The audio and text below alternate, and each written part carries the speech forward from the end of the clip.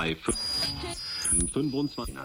this episode, we get into the nitty-gritty on Ari, one of Bangkok's coolest neighborhoods. So if you want to check out a neighborhood that has a great balance between authentic Thai street food and upscale Western cuisine, you'll love this episode of the Bangkok Podcast.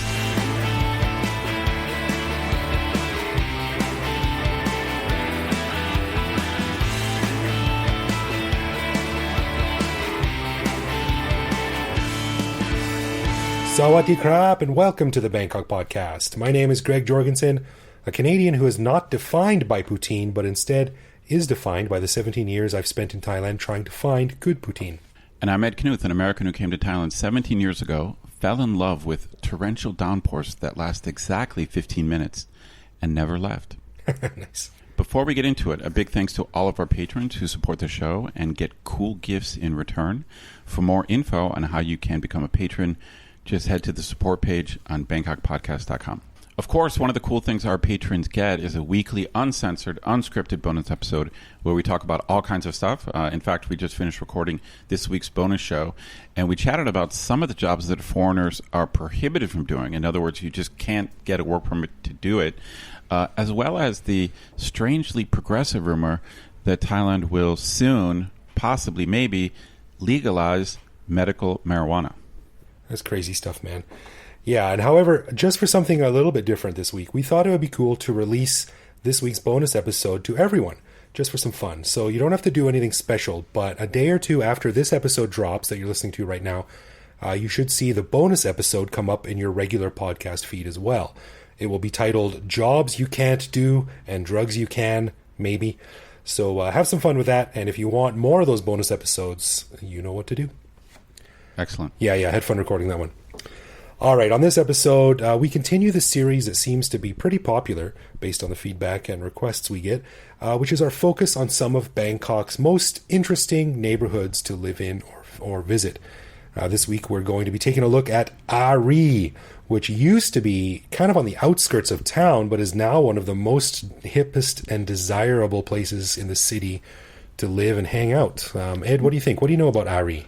Well, I think that I'm going to have to defer to you in when it comes to Ari, because you're going to explain to everyone that used to live over there. I remember going to your apartment over there, your condo over there.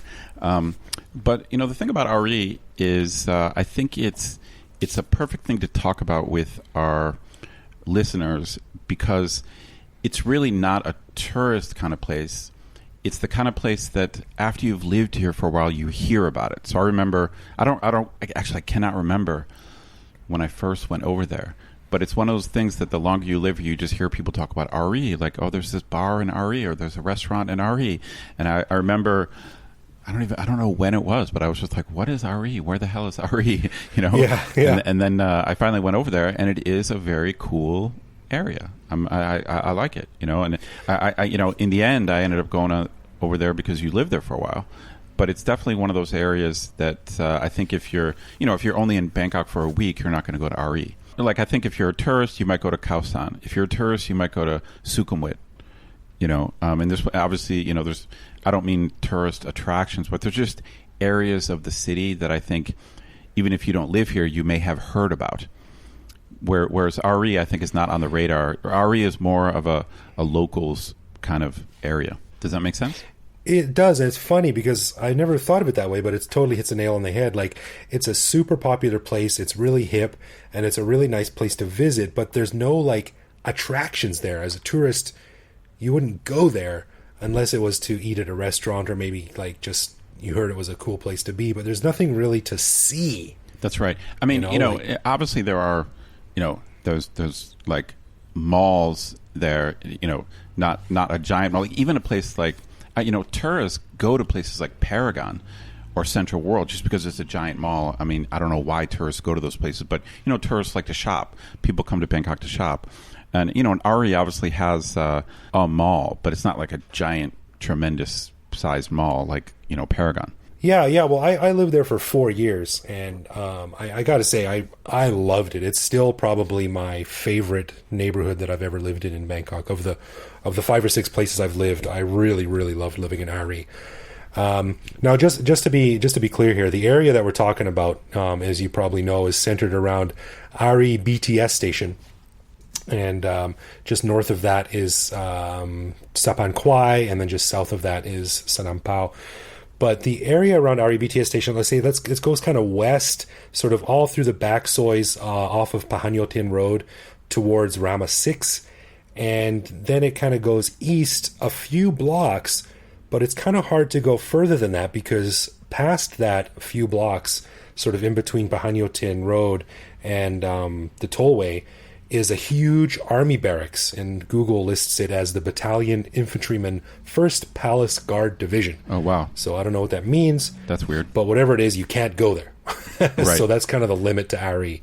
Well, I don't know Ari as well as you do, and I'm familiar with some of the bars and restaurants around there, but it is one of those neighborhoods with extensive back sois, which we've talked about before. We've talked about biking through the back sois, but I think it's one of the great appeals of Bangkok is like how complex the small streets are, and Ari's definitely got that. Yeah, and it's really easy to get totally disoriented in a lot of places in Bangkok. The river always does my head in, but especially in the back sois of Ari because they're kind of at a weird angle to the main road. And one of the annoying things actually about these back sois, like you're right, there's so many cool little things to see there. There's restaurants, there's coffee shops, there's like some art galleries and some really, really hip, notable places, but there's no sidewalks. Almost none of the sois have sidewalks, and they're really narrow, so you're just a few inches away from the cars that are flying by, so it's not really enjoyable to sort of head out and walk around because you're always wondering if you're going to get smoked by some car's side view mirror coming behind you. So that's kind of interesting because I think of Ari as being, I do think of it as a place to walk around, but I see your point that some of the subsoils might be so narrow, and with the lack of sidewalks, in a way it's, well, obviously we know it's not designed to be walkable, but nothing in Bangkok's been designed to be walkable. Yeah, and it's really odd because one of the things that defines Ari, especially in the last 2 or 3 years, is the amount of condos that are going up in that area. Of course, the demand is really high for people to live there. A lot of people want to build houses there. A lot of these old houses that are sort of like, oh, that'll never be torn down. That's going to be here forever. Torn down, condo built. That's just too much money to be offered for these places. But it's weird because, as we've mentioned on previous shows, especially with Evo, we talked about this quite a bit back in season 2. But if a soi is less than 10 meters wide, you can't build a building taller than 8 stories tall. Really? Yeah, it's a weird bylaw. And if you want to look into that, just look for the story about the Atis Hotel on Ruamardi is supposed to be torn down. It was supposed to have been torn down years ago. There was a lawsuit, and someone figured out that someone was convinced that the soi was wider than it actually is. But it's strange because back in Ari, all these little sois with no sidewalks, I'd be surprised if many of them were more than 10 meters across. But there's still all these huge buildings coming up. Maybe there's some little loophole or something in there somewhere that I don't understand. But the point being, it's great to explore that area, but it's not an easy area to explore. Interesting. But in the end, you think it's worth it? I mean, there's a lot of, as you pointed out, there's a lot of shops, art galleries, little coffee shops. So it's definitely worth exploring. Oh, yeah, definitely, yeah. And it's funny that you mentioned the first time you went up there, and I remember the first time I went up there, which was probably about 2002, and I was still a very new guy in Bangkok, and I didn't know much about anything. And a friend of mine that I had met was moving, and I was doing the time-honored tradition of cannibalizing your friend's stuff from his apartment when they leave. Right. Right. So I'm 26 years old. I'm broke. I have this crappy little apartment on some no-name soi, and I need furniture. So of course your friend leaves. Hey, what are you selling? Because I'll take it. So anyway, yeah, he says, yeah, I live in Ari, and I'm like, where's Ari? So I look on the map, and I'm like, way out there. So I went out on the SkyTrain to Ari, and I remember it being like, looking around when I got out there going, geez, who would live out here? There's nothing here. Oh, wow. That was really early. Yeah, that was a long time ago. Yeah, there's no community mall. There's no tall buildings. I think my friend's building was like 9 or 10 stories, and that was the tallest one in the whole area. You were there like pre-Starbucks. Wow. Yeah. And I wish I would have remembered more about it, but all I remembered is my impression coming away like, man, who would want to live out there? But it's done a 180, that's for sure. No doubt. I mean, it is quite upscale now. I mean, I'm not up to date on the condo prices and things like that, but there's a lot of nice bars and restaurants over there now. Yeah, an incredible amount, and so many more since I left. I lived there for 4 years, and I moved out about probably 3 or 4 years ago, probably more closer to 4. But I got to say, I mentioned it before, I think Ari is one of the best neighborhoods to live in Bangkok, because there's still a very lively street food vendor scene. So when I walked home from work, I would get off the SkyTrain, which is another reason why it's so convenient, because the SkyTrain is right there. Right. I would come down the stairs from the SkyTrain, I would walk up Hanyotin Soi 7, and I would do my shopping on the way home. And I would pick up some vegetables, and I'd buy some meat and a couple of snacks. It's great. I would have everything I needed when I walked in the door at home, and it was cheap, and it was fantastic, and it was super, super convenient. Well, one of my theories about why RE is popular is that I think you get a lot of educated, kind of upscale people who work kind of in the government district, whether they're NGO people or UN people or like UNESCO people. There's a lot of international people who work in the kind of government zone. But there's not a lot of places to live right around there. And as we talked about in the Banglamphu thing, there's not a lot of places to live in Banglamphu. And there's a ton of condos on Sukhumvit, but actually to get from Sukhumvit into kind of the government district or the NGO district or down to where the UN is not easy. Like RE is kind of halfway there. You know, this is one of my theories about why it's popular. It's kind of, RE is halfway to Sukhumvit if you work in like the government district or like the NGO district. Does that make sense? Yeah, it does. And actually, if you zoom out on the map a little bit, like it's once you go west of Ari out towards Rama 6, it's kind of like not a shortcut, but it's kind of the back way down to where the United Nations building is and a lot of those government offices and stuff like that. Yes, exactly.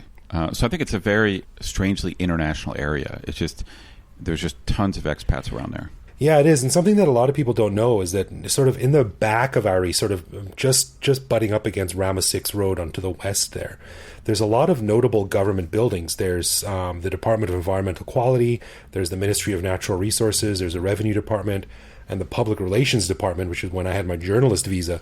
I spent a lot of time at the Public Relations Department. But it's also sort of strangely got this weird, almost park-like environment with a little jogging track and a lake. It's not huge, but it's really quite nice. And so yeah, there's a lot of Thai bureaucrats in that area too, like government workers. Right. And this one of the strange things about RE too is that you could be living in one of these big high-rise condos, and then 5 minutes later you're like right in the middle of blue-collar Thai town. Yes. Well, that's a definite quality of Bangkok we've talked about before, where its neighborhoods can switch in a matter of like 5 meters. You know, you could be on a soy with upscale condos, very international, and you take 3 steps down a subsoy, and you're in and you're in a working class neighborhood. There's no doubt. So, do you think this is a good thing now? Like, do you think a neighborhood like Ari changing like this is? I mean, it's gentrification. Culture is changing, and of course I'm kind of all for it because it's gentrified towards my culture. So yeah, no, it's an interesting question. I feel kind of torn on this issue because I actually have no problem with Starbucks. In other words, when I see a Starbucks, I go in, I sit down, I order a drink, and I get some work done, and so I'm not saying I love Starbucks, but if I see a local coffee shop with some personality, I would prefer to check that out rather than going to a Starbucks. You know what I'm saying? Fair enough. Yeah. But that community mall over there, it is pretty convenient. I think they've got a villa over there. Isn't that right? It's like it's weird. Yeah, they've got a really well-stocked villa. Yeah, it's funny. I guess I think I love the idea of a genuine Thai neighborhood.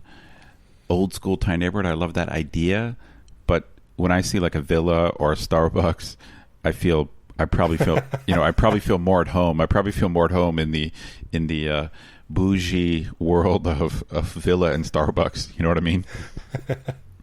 That's how I feel when I'm on my bike rides out in the boonies in Bangkok. These gorgeous, lush green areas, and it's quiet, and the air is fresh, and it's just birds and waterfalls and stuff. And I'm like, man, I could live out here if I had really fast, blazing internet. Right. That's exactly right. It's funny because I guess the best would. I guess it would be great to have those things close by, the conveniences, the upper middle class conveniences. It would be great to have that nearby, but then still have some older, like locally owned shops and small coffee shops that aren't part of some mega chain. In a way, I think, to be honest, I haven't explored Ari in a while, but I think Ari still kind of has that. I think if you go down those back sois, there are small coffee shops there. So I think it has like the artsy, locally owned vibe there. Or you can cross the street and hit up the mall, which is going to have like the chains and stuff like that. Yeah, and especially, if you get off to the east side of Pahanyotin Road, sort of on Pahanyotin Soi 6 and back towards there, that's an especially interesting, cool area because it's that area sort of hasn't been bitten by the gentrification bug as hard yet. So there's still a lot of very sort of closely packed communities and townhouses and interesting little buildings. Probably find some great deals back there. I haven't explored it a lot myself, but just going around on Google Street View, there seems to be a lot of really cool old houses back there. And again, like a 2-minute walk and you're standing underneath the SkyTrain station. So, well, I got to say this. There are places that I like on Tonglor, and we already did our neighborhood focus on Tonglor, or actually we focused on Ekamai mostly, didn't we? Yeah, Ekamai. Yeah. We haven't done Tonglor yet. Right. I like both Ekamai and Tonglor, but to me, Ari is a little bit cooler. There's something it's just a little bit cooler. I don't know what it. Maybe it's a little bit more artsy. I don't know what it is. I don't know what your take is. I feel like I'd be more likely to meet a cool person in Ari than on Ekamai. Maybe I'm wrong, but that's just how I think about it. No, I agree, and I think Tonglaw was Ari 6-7 years ago. Could be. Tonglaw has been cool, hip. I'm doing air quotes now. It's not a visual medium, but Tonglaw has been cool and hip for a number of years. Ari's only really been cool and hip for probably 3, maybe 4. Where it started to pick up the pace a little bit. So right. Yeah, I think a lot of the coolness is maybe a little bit more genuine in Ari. Maybe yeah. So maybe our listeners should check out Ari soon because things cannot stay cool for very long. Yeah, and what I mentioned earlier about those big buildings going up, like traffic is already bad in Ari, and once these big buildings hit, if you drive a car, like the more of these things that go up, I think just the worse it's going to be. And there's one ways only because they're too narrow for dual lanes. So it's a good place to explore on foot. It's close to the SkyTrain, but if you drive a car, I wouldn't want to live there and drive every day. Gotcha. Yeah, I'm all about the SkyTrain when I'm in the city. I do not like to drive in the city. Yeah, and as a final closing point, like when I got married, when my wife and I were living in Ari, and I was renting a place, and we really wanted to buy a place, and we looked all around, and we would have loved to stay there, but it was just too expensive.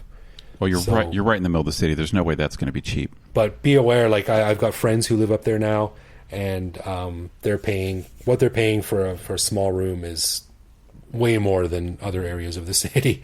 But they have access to really good food, really cool bars, a lot of craft beer up there now. Absolutely. So they're right on the SkyTrain. You get what you pay for, I guess. So no doubt. Yeah, if you're interested in checking out a cool neighborhood, listeners, I would highly recommend Ari. Like I said, it was one of my favorite all-time places to live in Bangkok. It's changing fast, so get up there now if you haven't already. For sure. All right, let's get into some love, loathe, or leave, and that's a segment where one of us surprises the other with a particular aspect of living in Bangkok, which we then discuss and decide if it's something that we love about living here, loathe about living here, or hate so much that it makes us want to leave forever. This week, Ed, it's up to you. What do you got? Okay, well, when I was thinking about this week, I was trying to remember what it was like when I first got here, which is hard to remember. It was a long time ago. And I think this was one of my first impressions. I think this hit me within the first couple weeks of being here, and I'll just see if how this strikes you. I felt that there was a serious lack of trash bins almost everywhere in the city. Like I found myself with like garbage or a piece of paper, and I'm walking down the street, and there's no place to put the trash. What's your take on this? Totally, I think that it's. I loathe it. I have carried garbage for blocks. It's the strangest thing. I honestly, so now I've been here basically 18 years, and it's still true. Like when I walk outside my university, this legendary 7-Eleven I've talked about, there's no trash cans anywhere. So it's like I will, like, if I have like a can of Coke I'm drinking, it's like I have to throw it away, like in my university building, like actually in the building. If I step outside of my university building, there's nowhere on the street, like outside the 7-Eleven, there's no garbage can, near the pier. Like you'd think like on a pier before you get on a boat, they would have a trash can. There's no trash can. There's no trash can at the pier. You can walk down the streets, you're in a tourist area. I'm in a tourist area. There's no trash cans anywhere. Yeah, it drives me nuts. And I think there used to be a lot more than there are now before 2006, because the New Year's Eve 2006, 2007, there was a couple of bombs went off in Bangkok. Interesting. Remember that? Yeah, no, there were. No, okay. It's interesting you brought that up. Well, for sure, the shortage of trash cans predated this, because I came in 2000, and like I said, it was one of my first impressions. But it's funny because I have a memory of reading that the city was going to add trash cans. So, you might be right. Like, it's possible that at one point they increased the number of trash cans, and then after this, there was like a spate of bombs that people left in trash cans. They weren't, they weren't like super powerful bombs, but they were like scary things that like blew up trash cans, and some people were injured. Yeah. And so you're right. I remember them closing or sealing or removing some trash cans. That's true. Yeah, so I it's always been a problem, but I don't think the 2006 bombings helped the cause. Yeah, no doubt. At all. No doubt. So, and it's funny that you say one of the first things that you remember here, because before I even moved to Thailand, this was like 1999, 2000, when I knew I was going to be coming here, I remember reading an article about how people in Bangkok, which was then this mysterious far-off city, were stealing garbage cans. And so to combat this, the city government, which I now know is the BMA, wrote curses on the garbage cans. What?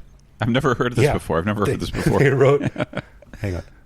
Let me see if I can find that. Oh my God, that's an incredible story if it's true. Yeah, it struck me as such an odd thing to do, but now that I live here, like, yeah, of course they would do that. They would curse people who stole garbage cans. I don't know if it ever worked or not. And of course, this was 18, 19 years ago now. I tried to find mention of this online. I couldn't, but I distinctly remember reading that. That's funny. It seems that garbage can problems have been plaguing people for a long time. Let me ask you this. I've never been able to figure out why. Why do you think Bangkok has a shortage of garbage cans? Like, I don't understand the reason. One of the cliches about the Thai economy is that there's a lot of excess labor. We've talked about it before. You go into a mall and there's like 6 staff people there when there should be only 2. So it seems like there's plenty of people who could empty trash cans. There's no shortage of like manual labor. Yeah, and you see these people in the reflective vests in the city, they're sweeping the gutters of the street. Right. So I don't know. You see, it seems to be kind of a no-brainer. And of course, for someone like you and me who are raised, if you put your garbage in the right place, it's sort of anathema. Like we're walking along the road and we're like, I can't see any garbage can. And then you notice that someone else has sort of started a garbage pile. That's right. That's exactly right. That's right. Thai people innovate and they start like a mini garbage pile somewhere. That's right. And you're like, all right, well, someone has clearly designated this spot as a garbage can with no can. So I'm just going to put my little can of Coke on top of the pile of the garbage there. And right. You didn't start it. It's not your fault because you didn't start it. Right. Yeah, so I loathe it. As someone who has always been taught to throw away after yourself, to pick up after yourself, it's something that I would happily do if I was able to. Yeah, I would pay higher taxes to have access to more garbage cans in Bangkok. I would do that. I would do that. I think a lot of people would. Yeah. Okay, well, before we wrap up, I'd like to give a special thanks to all of our patrons. As you know, we don't run ads. We don't have sponsors. So we really, really do appreciate the support we get from our patrons. And if you want to get in touch with us, we are at Bangkok Podcast on Facebook and Twitter, or you can send us a message via the contact form on bangkokpodcast.com, where we usually get back to you as soon as possible. Yeah, and I spend all day on the internet, so when I say as soon as possible, I usually mean within a few minutes, Right. as lame as that is. You can also find us on the Line app, where we post each episode and carry on conversations with our listeners. You can also reach out to me directly on Twitter, where I am BKK Greg, if you so please. So thank you for listening, everyone, and we will see you here next week.